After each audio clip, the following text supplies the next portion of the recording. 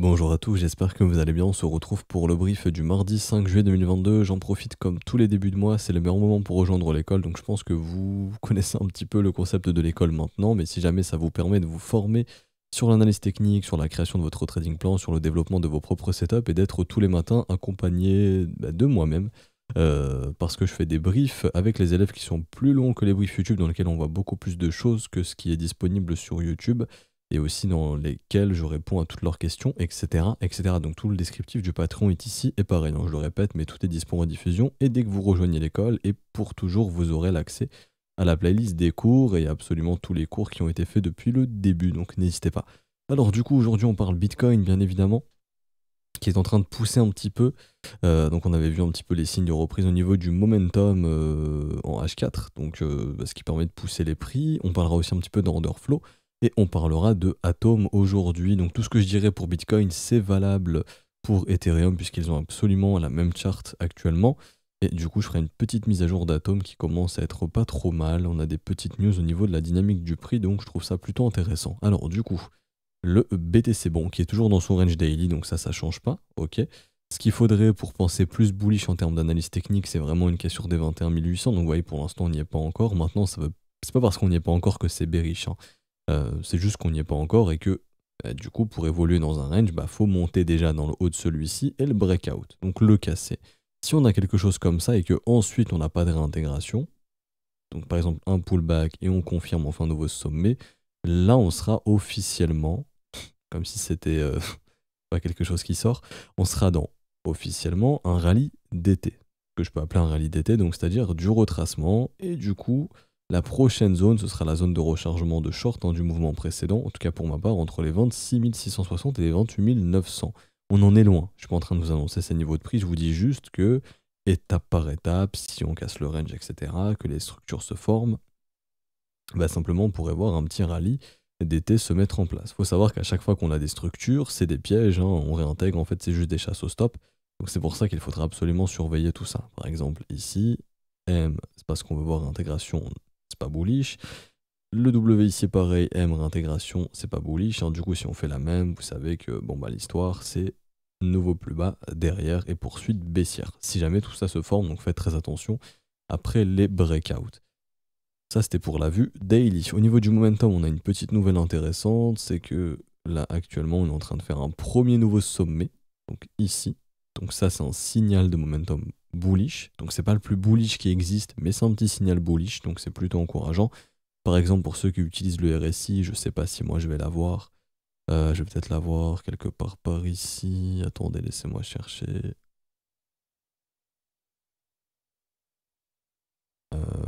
Non. Peut-être ici du coup. Bon, si je l'ai pas, c'est pas grave. Mais je pense que sur le RSI, on a peut-être quelque chose qui s'est dessiné. Mais ma charte, elle est passée où? Ok, allez ici. Hop. On a peut-être quelque chose sur le RSI. Ouais, c'est bien ce qui me semblait. Donc on a pareil le premier W sur le momentum du côté du RSI, donc ça c'est aussi un signal bullish, ok. Donc c'est pas le plus bullish, enfin, daily ça va, en gros ça veut dire que pour les prochains jours on aura potentiellement momentum haussier si ça reste ainsi, donc vu que la structure s'est déjà formée sur le momentum, ça pourrait arriver sur le prix, ça augmente les probabilités que ça puisse arriver sur le prix, ok. Donc en gros qu'on aille au-dessus des 21 009, après si ça déclenchera un vrai breakout, ça reste à voir, mais peu à peu on a des petits signes de momentum, donc ils sont quand même à surveiller. C'est pas trop mal. Sans pour autant que ce soit tout the moon, hein, mais un petit retracement d'été. Pour le daily, j'ai fini ici. Pareil, un bon signal, ce serait enfin que le biais institutionnel devienne bullish, donc quelque chose comme ça, qui serait un bon signal de momentum. Donc ça reste à voir également. Et du coup, ici, quand on passe en H4, on voit que la dynamique de prix, en termes d'analyse technique pure, elle n'est pas trop dégueulasse maintenant.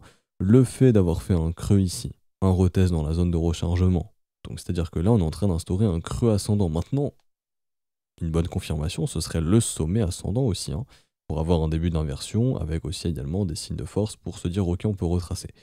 Ça, comme on vient de le voir en daily. Mais là, en H4, le fait qu'on fasse ces W, qu'on pour l'instant, on est en train de tenir les zones de breakout, c'est bien.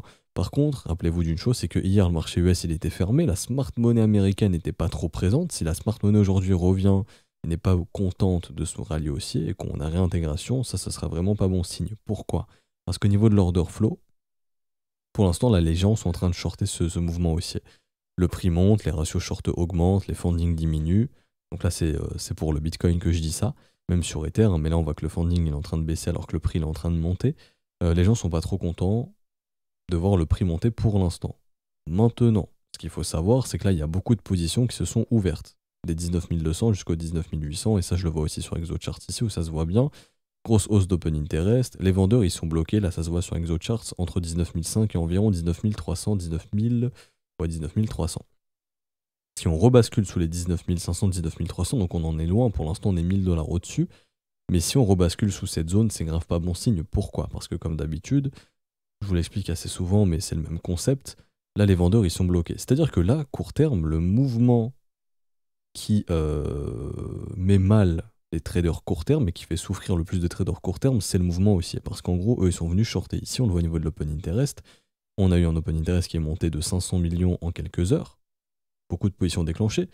On voit que ça s'est fait sur un ratio short qui augmente, avec des fundings qui sont assez faibles. Donc probablement des shorters qui étaient plutôt agressifs. Ok? Mais ces shorters, pour l'instant, ben, ils sont coincés en fait. C'est ça le truc. Et que tant qu'on reste au-dessus de cette box violette, ben, les vendeurs ils sont bloqués. On l'a vu ici, hein, on leur a mis la pression, on est resté au-dessus d'eux, bam, breakout, accélération. Mais si jamais ici on voit du M et qu'on revient vers la box violette, ben, les vendeurs on leur permet de sortir un break-even. Donc c'est-à-dire en gros, ben, ils sont plus sous pression parce qu'ils vont pouvoir clôturer leur short. Donc ça fait un peu de pression acheteuse. Mais si jamais c'est un simple rebond et que derrière on continue de s'enfoncer, bah, qui est sous pression, c'est les acheteurs. Parce que c'est pas parce qu'on a des ratios short qui montent qu'il n'y a que des vendeurs. Si l'open interest il monte, ça aussi je vous l'avais déjà expliqué, pour qu'un open interest il monte, il faut et des vendeurs et des acheteurs. Demain, je reprends l'explication. Si moi j'ouvre un short, donc plus 1, si en face j'ouvre mon short dans la clôture par exemple d'un autre short, et ben plus 1 moins 1, ça fait 0. Ok? Si j'ai une pomme et qu'on me la retire, ça fait 0, on est bien d'accord. Par contre, si moi j'ouvre un short, donc ça fait une vente au marché, ok?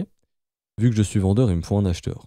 Dans le long de quelqu'un, bah si moi j'ouvre un short et que quelqu'un ouvre un long, bah une pomme plus une pomme, ça fait 2 pommes. Donc plus 1, ça fait 2. C'est ce qui fait que l'open interest, il monte. Bah là, c'est ce qui s'est passé. L'open interest, il monte. Donc ici, en gros, on ajoute des pommes, entre guillemets, hein, si vous me suivez encore. Donc on ajoute des longues et des shorts. Bah, si on revient ici, les shorts, ils sont plus sous pression. Et c'est les acheteurs qui deviennent sous pression parce qu'on revient à leur prix d'entrée alors qu'ils étaient en gain. Et donc, c'est ce qui fait que si on bascule sous la box violette, bah, c'est les acheteurs qu'il faut punir. Et en gros, la direction qui fera souffrir, ce sera plus la hausse, mais la chute, tout simplement. Donc en gros, si on va tac, tac, tac, tac, tac, bon bah derrière, on peut s'attendre à un truc comme ça, et donc un nettoyage des creux, tout simplement. Bon. En revanche, s'il n'y a aucune structure inverse ici, bah, tant qu'on ne voit pas de structure inverse, le prix peut monter sans problème parce que les vendeurs sont bloqués ici, et c'est ce qui les fait souffrir. Et les prochains stops, ils sont où? Bah, ils sont au-dessus de ce niveau. Et ensuite, il y a un paquet de stops là-bas, là-bas. Et tant que le marché ne faiblit pas, on chasse les vendeurs, donc on chasse les stops, donc on va au-dessus des traits bleus, tout simplement. Et par contre, si on faiblit et qu'on retourne vers la box violette, vous connaissez le chemin. Pour, à ce moment-là, faire souffrir les acheteurs, ça se passe sous ces creux et sous ces creux ici. Ok? Tout simplement.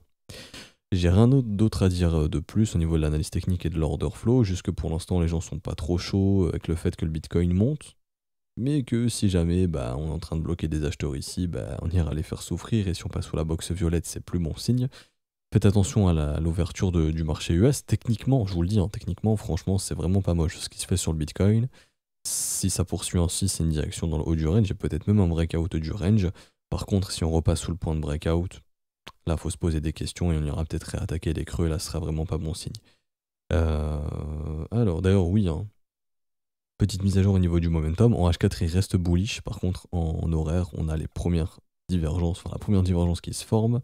Donc, momentum bear, donc possible consolidation en attendant la session US maintenant. Session US qui débute 15h, 16h. Ok? Donc, heure d'Europe centrale. Hein. Donc, heure, par exemple, en France, Belgique, etc. etc. Hop, ici, je peux noter ma divergence baissière, donc attention à celle-ci. Ok?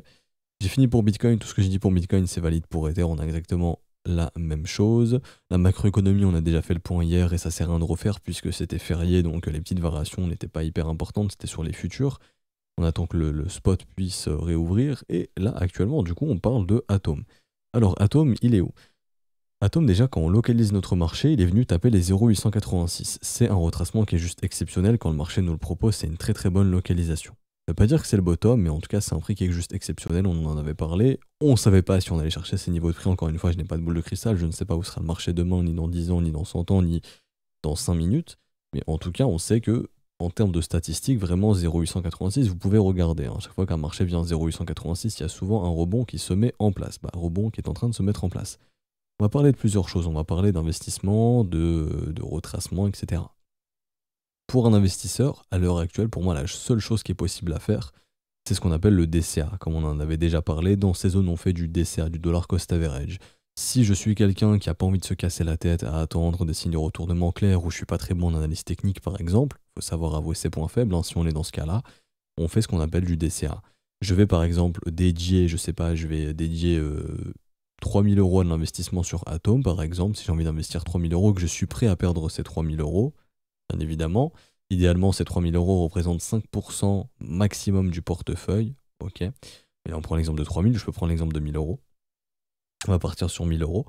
Si je veux investir 1000 euros, je peux me dire, ok, je me donne une fenêtre d'investissement jusque, allez, on va se dire fin 2023. Donc en gros, on se donne 1 an et demi pour investir dans l'Atom.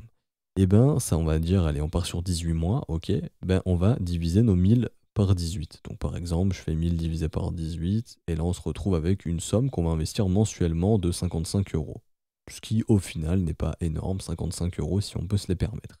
Du coup, on investit 55 euros par mois sur le Atom.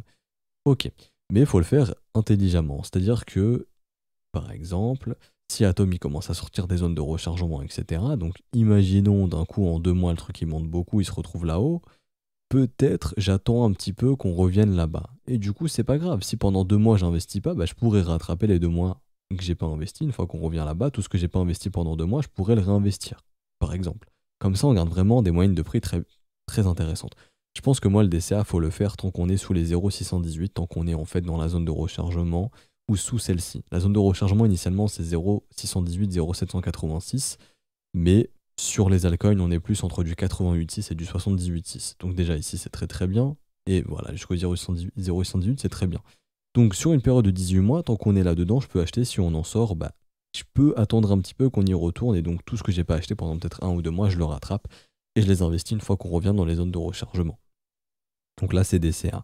Si vous croyez au Atom, vous pensez que le Atom il va survivre au marché baissier actuel et que du coup, post-halving, parce que généralement la saisonnalité altcoin, je le répète, mais vraiment les altcoins sont vraiment très bullish. C'est une fois qu'on a eu l'halving du Bitcoin ou proche de l'halving du Bitcoin, hein, donc le prochain halving du Bitcoin, il n'est pas avant mars 2024.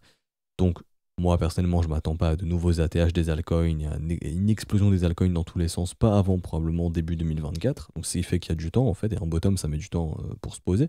Par exemple, le Atom il a mis précédemment de mars 2020 jusqu'à juillet 2020, donc avril, mai, juin, juillet, déjà 4 mois pour faire une structure sympa. Et le vrai signal, un vrai signal qui a vraiment permis au Atom de bien performer, il a été déclenché en janvier 2021. Donc c'est pour vous dire qu'on a mis en gros de mars 2020 jusqu'à janvier 2021 pour faire une énorme structure ici, dans des W, avec un W ici, enfin vraiment quelque chose de très bullish. On a mis en gros de mars 2020 jusqu'à janvier 2021, donc quasiment 1 an. Quasiment 1 an. Donc déjà ici par exemple, voilà, si on met 1 an, juillet 2022, ce serait pas avant juillet 2023 par exemple, qu'on ait quelque chose comme ça. Le jour où on a ça, ok, là on peut penser bullish, il n'y a pas de problème. Vous voyez ici j'avais déjà mis environ l'halving du Bitcoin. Donc, grosso modo, on peut faire ce qu'on appelle un rebond, ici. Donc là c'est plutôt, on va dire, un retracement, ce serait le retracement d'été, pour retester les creux, voire peut-être les casser ou les maintenir, ça dépendra du marché, pour vraiment après développer un bottom et peut-être voilà, repartir proche de l'halving, aller faire un nouvel ATH. Quoi qu'il en soit, si vous faites du DCA dans les zones actuelles, si vous targetez de nouveaux ATH, vous savez que vous aurez un retour sur investissement environ d'au moins 400-500%, donc du x5, du x6, 400% x5, 500% x6, voire plus si jamais ce truc va chercher un jour 100 $, voilà, si vraiment un jour fondamentalement, enfin si fondamentalement c'est exceptionnel, le marché nous le fera comprendre. Bon, ça c'est le premier truc. Maintenant, En weekly, là, je vois pas de bottom encore. C'est-à-dire que peut-être qu'on est ici, mais il faut que ça se développe. Et ça peut mettre du temps. Donc parler d'un bottom long terme ici sur le Atom, pour l'instant, c'est trop tôt. Commencer le DCA, très intéressant. Parler de bottom, donc par exemple, moi, si je suis investisseur long terme, que je veux être dans le sens du trend, donc de la tendance, actuellement, on n'y est pas. C'est-à-dire que là, si j'investis, bah, peut-être que je peux bénéficier d'un retracement, donc je vais faire des gains peut-être sur plusieurs semaines, mais ces gains peuvent être effacés par la suite. Pourquoi? Parce qu'en fait, la tendance ne s'est pas réinversée. On n'est pas dans cet environnement où on est creux ascendant, sommet ascendant, donc c'est-à-dire tendance haussière. On n'est pas encore dans cet environnement-là. Et pour faire de la performance, bah, faut être dans cet environnement. Si je veux que mon pouvoir d'achat il augmente en ayant investi sur le Atom, faut être dans cet environnement, pardon. Là, on n'y est pas. Et du coup, ça c'est à attendre pour les investisseurs long terme, qui veulent justement, enfin, pardon, c'est à attendre pour les investisseurs qui ont mon profil, c'est-à-dire attendre qu'on ait des signaux clairs de reprise. Moi, pour l'instant, je ne les ai pas. Maintenant, ce que je vois à court terme, c'est qu'en weekly, on a une petite pattern de retournement, ça c'est bien. C'est-à-dire qu'on a cassé le plus haut de la bougie la plus basse, ok, et que pour l'instant, il n'y a pas de pattern de retournement baissière, donc tant qu'on évolue là-dedans, on va voir un atome qui va retracer. C'est-à-dire qu'en gros, tant qu'on ne voit pas par exemple la cassure de cette bougie comme ceci, donc le plus bas de cette bougie, il n'y aura pas de signe de retournement, donc le atome il va pouvoir continuer de retracer, de monter doucement mais sûrement, jusqu'où on peut targeter ici, FIB peut nous aider. Donc je prends en gros le précédent mouvement et je prends mon petit FIB ici. Déjà, le premier arrêt, ce serait pas mal. 16 $. Ok. On voit ici, pareil, au niveau du volume profile, je pense qu'on a laissé des creux. On va voir où. Bon, il y a des creux ici, mais voilà, si je dézoome sur la big picture, entre 20 et 15 $, il y a un bon creux dans le volume profile. Donc le marché peut suggérer un retour dans ces zones. Là, vraiment, ça se voit bien entre 19 et environ 12 $. Bon, ça, c'est des niveaux à noter.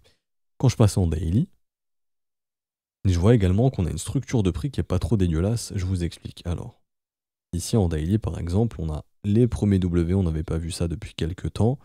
En daily, on a le premier W ici. Oups, je voulais pas utiliser cet outil, je veux utiliser celui-ci.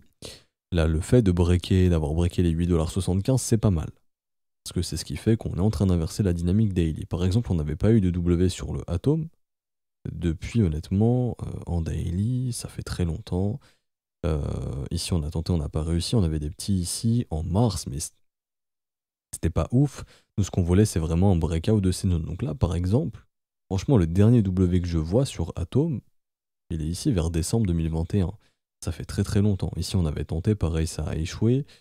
Les vrais W sont ici, hein, mais une vraie structure dans laquelle on a creux, sommet, creux ascendant, sommet ascendant, bah, techniquement, on n'a pas eu ça depuis vraiment très très longtemps, depuis ici, comme j'ai dit, décembre 2021. Bon. Ou ici après, hein, janvier 2022, etc. Donc là, franchement, c'est intéressant. Donc oui, pour du retracement, il n'y a pas de problème. Au niveau du momentum, je regarde rapidement.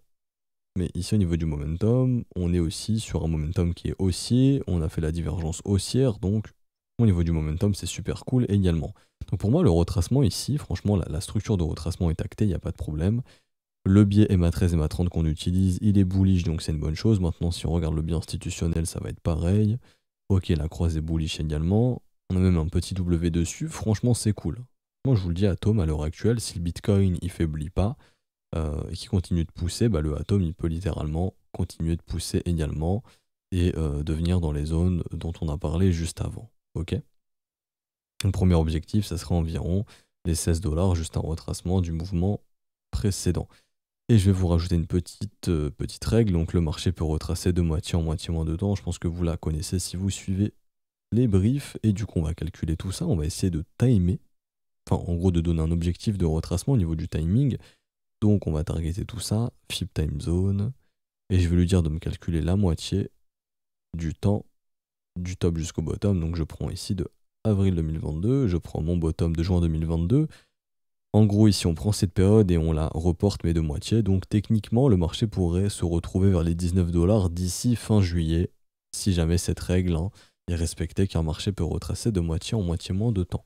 Ce qui est intéressant également, c'est que si on prend ce mouvement baissier, on est de l'autre côté de la trendline, on a eu les structures. Donc là, techniquement, on est mature pour du retracement. Et quand je vois ici le volume profile, on voit en fait que tout simplement, et je m'arrêterai là-dessus, qu'on a un creux ici. Ça, c'est une zone dans laquelle le marché va demander à reproposer du business. Et on a aussi un creux tout là-haut, mais ça, ce sera sur des retracements plus importants, par exemple une zone de rechargement de short. Mais on voit que ça peut justifier justement le retracement de moitié vers les 0,5 puisque lui aussi il est dans un creux au niveau du volume profile. Et donc on voit qu'on a un volume profile qui est beaucoup chargé jusqu'aux environs des 11 $. Une fois qu'on passe environ les 11-12 $, ben on voit qu'ensuite ça devrait passer comme dans du beurre jusqu'aux 18 $ potentiellement. Et si jamais même les 18 ça casse, bon bah après il y a quasiment rien jusqu'aux 23 $. Ok. Lecture simple, étude du volume, étude de la dynamique de prix, du momentum. On voit qu'on est en train de poser un bottom court terme. Quand je dis bottom court terme, c'est pas le bottom définitif, c'est juste on retrace. Et que si jamais le marché crypto retrace cet été, bon bah on aura un atome qui accompagnera. Et on a vu les objectifs. Ce qu'il faut, c'est que le Bitcoin reste fort. Si le Bitcoin refaiblit, bon bah Atom pourra probablement refaiblir. Pourquoi? Parce que si on regarde Atom BTC, je sais pas si on est aussi sur une structure de bottom. Atom BTC est sympa, mais ça, c'est, à mon humble avis, c'est pas assez solide. Bon, après, c'est vrai qu'il y a un épaule-tête-épaule inversé ici. Tac, épaule, tête, épaule, bam. Donc, bon, c'est une figure plutôt sympa. Donc, Atom BTC, il est aussi dans du retracement, mais c'est pas aussi strong que ce qu'on pouvait voir ici. Hein. Donc, attention, ok? Mais Atom BTC est pas trop mal si on prend en compte la structure qui a réussi à se former. Donc, le topo, des retournements long terme to the moon, on n'est pas dans ce scénario. On est dans ce qu'on appelle du retracement. On a eu un mouvement baissier de 32 $ jusqu'à 5 $. Le marché peut retracer ce mouvement parce que les marchés ne chutent pas tout le temps. Tout comme ils ne montent pas au ciel sans retomber, bah, ils ne chutent pas sans rebondir, généralement. Donc là, on parle d'un asset qui est fondamentalement quand même solide, peut rebondir bien évidemment. Par contre, donc on parle de retracement d'été. Dans un premier temps, on ne parle pas de bottom définitif. Et pour ceux qui veulent faire du DCA, les prix sont très bien. Si vous croyez au Atom, bah, les prix sont très intéressants. Donc vous pouvez simplement, ça on en a déjà parlé hein, depuis quelques semaines, et commencer doucement mais sûrement le DCA. Pensez à bien l'étaler, de ne pas faire votre DCA en 3 semaines. C'est pas le but, hein, parce qu'encore une fois, la saisonnalité tourne autour de l'halving. L'halving, il est dans 1 an et demi, enfin quasiment 2 ans même. Donc il y a encore le temps, donc voilà, pensez, je pense personnellement, enfin je vous recommande, après vous faites ce que vous voulez, mais moi si je faisais du DCA, je le ferais plutôt de la sorte, c'est-à-dire voilà, je le programmerais sur 18 à 24 mois, et je prendrais mon temps, il n'y a pas le feu au lac. Alors, les structures de bottom, ça met du temps à se poser, par exemple, vous voyez tout ce développement de prix, bon, bah voilà, pour vous donner un ordre d'idée, et je m'arrêterai là-dessus, voilà. Bah, ça on peut le reporter, et du coup vous voyez que bah, techniquement, ça peut mettre du temps, ok? Et que du coup, bah, comme je vous l'ai dit, ça peut mettre du temps. Et si on fait la même chose, là, ça serait avril 2023. Et ensuite, voilà. Et c'est pas parti dico presto direct derrière. Il y avait encore un petit peu de développement de prix, quelques petites semaines pour enfin partir.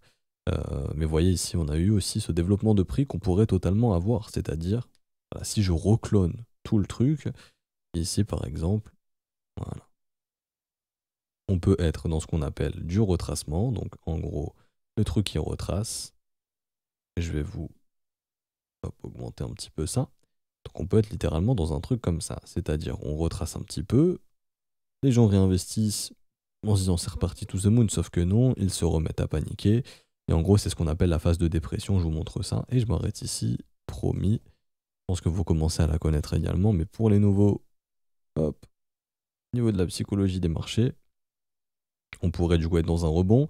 Et ensuite, on serait dans le en gros, mais putain, pourquoi ça remonte pas? Vous voyez, les creux descendants ici, là, un creux, deux creux, trois creux, et après on remonte. Donc littéralement, ça pourrait être ça.